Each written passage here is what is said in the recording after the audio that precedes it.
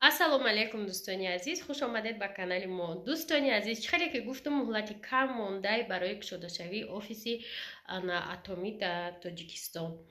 Хулоса дӯстони азиз, барое ки айҳози қатъи мо ҳамкорӣ кунем, продуксияи беҳтарин, кремои беҳтарин, аъло сифат, доруҳои беҳтарин барои организма тоза кардан, барои беззурётӣ, барои ҳомиладор шудан, любой чӣ, короче, дар ин ширкат ҳастай. Кафолатш қатъӣ пешаи регистратсия кардан ё ки масалан пешаи бора харидан барои худтон метавонед роҳи отзив воша хоне бине, масалан мардум чӣ гуфтагия дар бораи ҳамин косметика, дар бораи ҳамин дору ва баъдан харидорӣ куне. Барои аъзо шудан, яъне регистратсия шудан дар ширкати атомӣ уқа кори қиин нест. ҳатман ватсапҳои мо бинависем, мо шуморо регистратсия мекунем. ҳамаи и бепулай, хариди ҳатмӣ надора ки ҳамин рӯз регистратсия шуди бояд дар давоми 20 рӯз ё ки 30 рӯз ту харид кунӣ. кае мехоҳем марҳамат харид кун, то 6 моҳ як бор бояд харид кунӣ. Ва командаи калонам ҷамъ кардан дар кор нест, ду одами активни дар кораи тамом. барои ҳамин кор дар атомӣ беҳад осон аи духтаро. Атомӣ ки дар Тоҷикистон набуд намояндагиш, ҳозир шумода беҳад фурсати хубе ки аввалинҳо аи Тоҷикистон шумо мешавед. муфассал дар бораи кор дар атомӣ дар видеои оянда шумода мефаҳмонам чӣ хеле осон аи кор кардан, ягон мушкилӣ надора, расходи зиёд намекунед. чӣ хеле ки гуфтам ҳамагӣ 1800 рубл, яъне чанд сом мешавад, 200 чанд сомон да харид мекунед, 6 моҳи дига харид намекунед. лекин командаи таҳгитон ки дукаси овард кор мекунад ва шумо соҳиби маблағҳои нағз мешавед. беҳад имконияти хуб барои кор кардан. ман худам шахсан аллакай 3 моҳ шуд кор кардам, не ки 2 март ма сар кардам харид. ма ҳамин вақт ма дидам омӯхтам, вақте дидам занакои тоҷик оила гирифтасияд, ма 2 март сар кардам харид. ма аллакай 5 бор гӯё ки пул ма гирифтагиам. барои ҳамин кори осон ватсапҳо дар рӯи экран бинависед, ман худам шахсан шуморо мефаҳмонам, боварӣ дорам ки маъқул мешавад.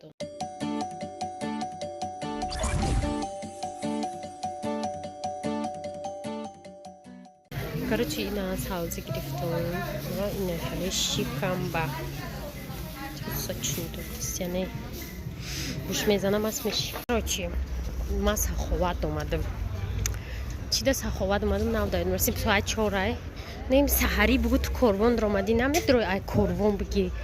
не аядума биромад ки мо сковородка надорем. сковородка ки мо харида будем уже вақте ки якум партия ма Москва рафтам, симсимако қати хӯрош янаш чизи пази уже чӣ мешава мечаспа. ҳамсунудая магазини чӣ буд ами пасуда анамуҷа рафтая сковородкаи нормальни гирифтам дар кура омс не конечно. хулоса духтаракои ноиҷа магазина ёфтум. нем хеле сковородкаҳо дошта исинги шабина ина гранит сковородкаҳои зуд не ки қимат ай 380 сомон ина ё сар мештиян. ама бошум гуфтам ягон нормальни пакато бошиданма. барои ҳамин дӯстони азиз ма инқадар ини хушрӯвакоро тамошо кардам ки всё-таки простой ина хеле гирифтам. и 180 сом гуфт, ай 200 сом гуфт, хай арзон гуфтам 180, хай ба 170. неки анаваё ғавси хушрӯбдан. и магазин пури посуда буда, ҳама чизакои интересни хушрӯ ба не утюки рӯё хазукира дидам да ёдам расид. ва хай хулоса харидам омадам бо иҷа омадам чӣ гирифтам, грузинка гирифтам. маша заказ карда буд чизе мепазам гуфт. амта оста тарафи хона рафтам. подписчико Ерам ай бозор овардам ёда. Чипа-чипсы таҷики, пистолет, боуҷада хурӯзак. Реальный хурӯзак ам хеле. Короче, ба маза ё не? Чипа-чипсы давраи мо. Қаба маза. Якуним сумай бо қадар ғавз хушрӯае. Ҳузуре, равшан испан? Круто? Дӯстони азиз, дӯстони азизи ман. Харидам ин сковородкара. او قدر خوب نیست برای که این نرخش معلومه 170 сом. и 170 сом да чизи ҳалол наметиям. та времени на то омадани рамоноли бия ба нақша мехарем, як бора ҳалолша мехарем. таи қай хуб нест, ҳеҷ ка берун намерава. это не значит что ту берун мери.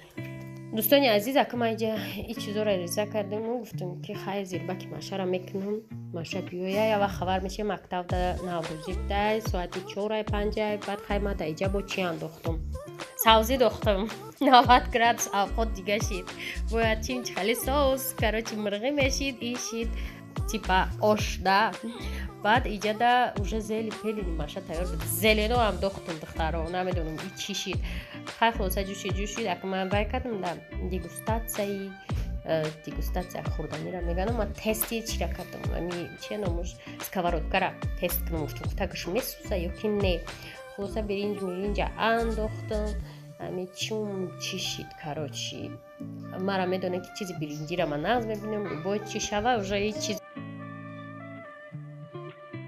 اما شبینو اینجا اوقات خور نیسته یک ساعت شد اوقات میکشم که یکون کس نمیاد کولا اومد با آدم اومدن پاپوچی کولا اینا که اوقات خور ریختیم شنو یک جای اومدن یاد تماشابینای عزیز تماشابینو در اینجا اوژه مراسمی پوبلکنی رفته است فرامرزان بلشته دستش اخش پوبل کده ای قیلگش نو کده سوال بمیونه چرا ای قروز فرامرز انا چی odih کده پوبل نکرد سوال جوابش خیلی آسونه دوستانی عزیز برای که دادش اوژه در کرابل شیشته و این معنی داره که سکاری میبینیم دادا اوژه میرسه و اینجا باید اوژه پونستی پوبل کده باشه برای این دوستانی عزیز فرامرز کاری چند روزه رو و فردا گذاشته بود انا که کاری 10 روزه رو باید در 2 روز بکنه زمینی 8 هکتاره را اگر هر روز 2 کвадрати میکرد میشید نکه ما هم خیلی هم اخیرمون مومنتی وقتی که دادا کراول میشینه یک روزی با همون کارو را سر میکردیم و با همون میفهمیم که سروچ کارو کردن در کار که با جنگ جنجال سر میشه و میبیه که اینجا چخه نکده پوپه نکده یا علف رو چیندن در کار اوژه شرف علف چینده سیوز مرا شرف های سر تا بگه شیشته شرف کار نغز نبینه میتونه که جنگ کنه گریه کنه نگاه کنه دستکشه در کجای مار شرف گریه داره با اوژه دوستو عزیزم میخواه کار خونه ما با گریه بود میشود چرا پرتوه کار نفرم هیچی نکه ترا کار نفرمونده دادت همش کاری خودش بکنه تو کاراش نکه شرف پرتو پیرچتکر اوستو باید خودش کنه کاروشا علف کاری خودت چی را کار فرمونده استی کاری موس را نمتب میشوه روزوی ما دیل افروز ای نوروزی اومده چه گذشت پرچوزکای تو تاری نبود تاری شید رقص کده چکو کده سمانک پمانک بچه هیچ خوردن نبرده کو سمانک چیه تابان نوار تابای پرتن نوار تمام مقطع تمام شد؟ هی تو روزی شنبه درس خیلی دختای نوروزی اومده مشغول نامده گرامت گرفته چی خوردم مایلی پچخ کده آوردی امرو بردم جای سوز ما چون میتونه ها تی چی؟ من ندادم داره نمیتن آخه تو که فورده درس میری که فورده میاد برای خیلی من ده سیف دیر رفت خونه بیبی تا بیتی خونه من نگیشم خونه بیبی تا من گرفت مردو دامن بگفتی خونه بیدی گرفت